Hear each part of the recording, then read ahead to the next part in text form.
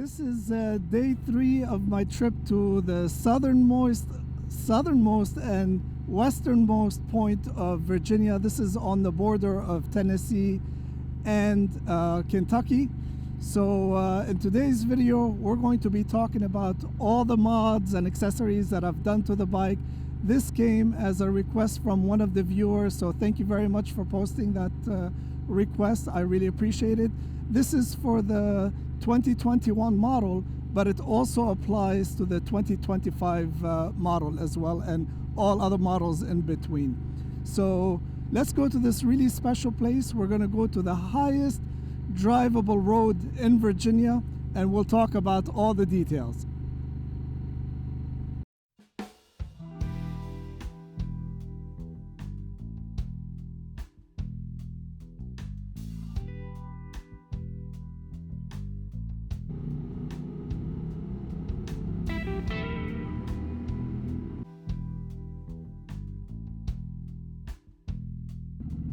Okay, so we made it to the dirt road.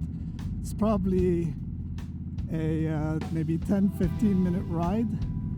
Thank goodness it's dry, so far so good. Don't laugh at me if I fall, okay?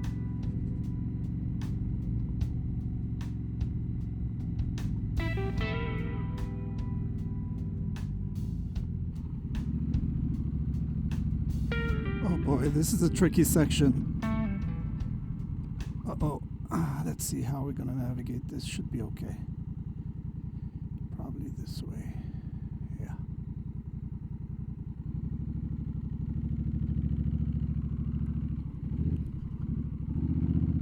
Ooh, that was sketchy. I thought I was going to drop the bike there.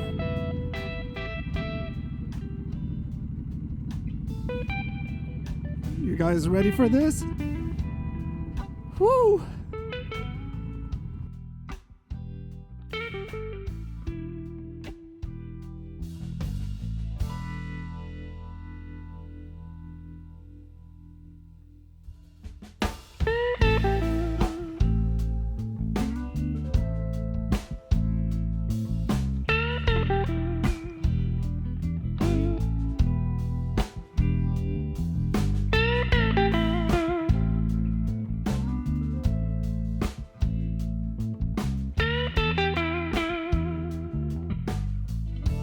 Sit yourself down, girl, and talk to me.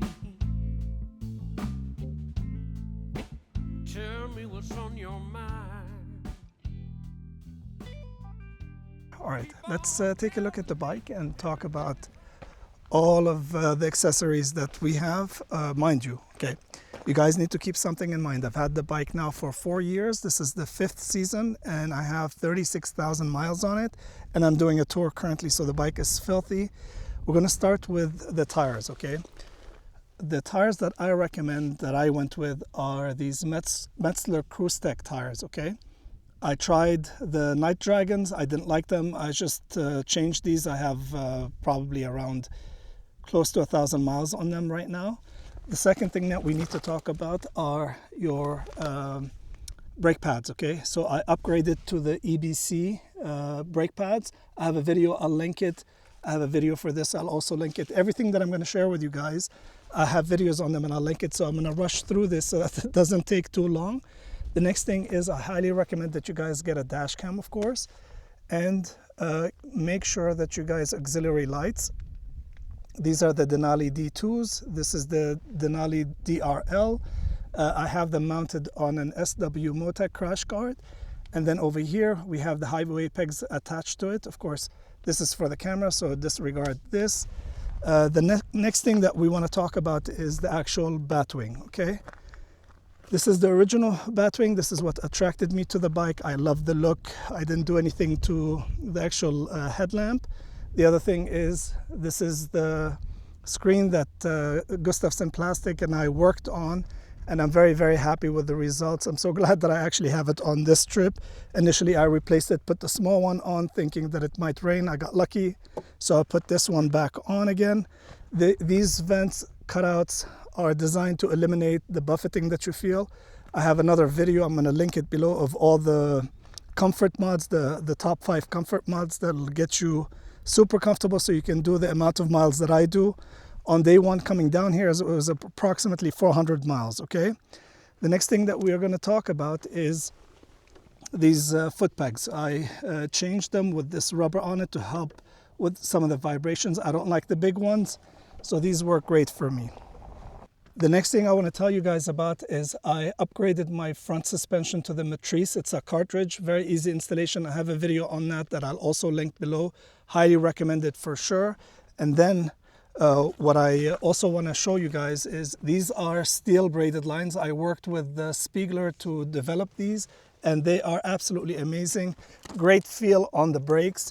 Incredible. I'm just super happy with them. You can get so many different colors. I also have a video that I'll link below.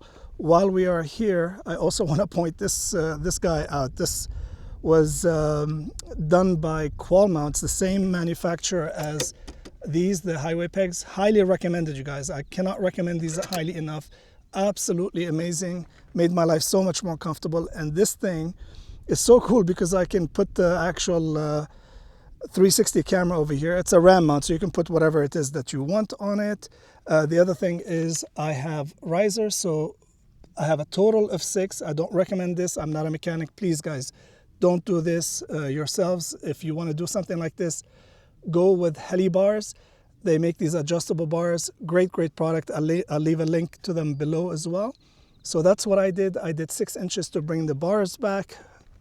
Bringing the bars back allowed me to actually sit straight up, which brings us to the seat, right? I went with the Corbin Solo. Of course, you can customize it to whatever colors that you guys want. I went with the brown on brown look. I love it. Also, because I'm riding straight up, the backrest is effective. If you guys are still lean forward, if you don't have risers, it's not going to be very easy for you guys to lean your back on the backrest, okay? So make sure before you invest in this, know that you guys need to do something about the handlebars. Regarding the backrest, I have a full video. I show you guys everything about it. It's extremely versatile. You can use it as a passenger backrest. You can use it to mount some sort of bag on it. I also am able to put a bag right underneath it or a seat and use it as a backrest when I don't have a passenger. And if I have a passenger, I can put it. This cute little guy, highly recommended. This is a collapsible backpack. While I'm touring, my bags are stuffed, right? They're full. So once you get to your destination, what I usually do is, it's a best practice actually. I stop at a gas station and fill up with gas, and then I get my supplies, whether be it some candy, maybe some sort of dinner, sandwich, and water as well. So to carry it back to the hotel, this is what I use, okay? So since we're here, let's talk about the tank bags that I have. This is a magnetic tank bag that I've had for about 4 years by SW Motec, the Legend bags. Absolutely love it. No problems whatsoever. This is also another SW Motec bag. This is a GV bag. I'll leave links to all of these, of course, down below. The bike is filthy because it was a dirt road coming up over here. The other bag that I want to talk about is this tool bag. I've also had this for a few years. Absolutely love it. Since we're here, saddlebags. I went with the Viking bags. I have a video. I'll also link that below. Highly recommended, you guys. Absolutely love these. So easy to get into and out of. And they're actually lockable. So this is absolutely beautiful. The next thing that I want to talk about, going back to the front over here, of course, this is the controller for the dash cam. This is the controller for the for the auxiliary lights. Sorry guys, this is the auxiliary lights. And the other cool thing, which I've had this for probably 4 years, yeah, ever since I got the bike, this is the quad lock with the wireless charger and the actual vibration dampener, excuse me. Excellent. It still functions, it still charges the phone, but keep in mind, okay, if you're using your phone for navigation, your phone is consuming power. The amount of power that this is going to be supplying your phone isn't going to be enough to charge it, especially on a hot day. However, it can maintain your charge. So before going on a ride, always go with a phone that's fully charged, and this will keep it fully charged for you throughout the day. okay? The other thing that I wanted to tell you about under the tank over here is the actual air filter, okay?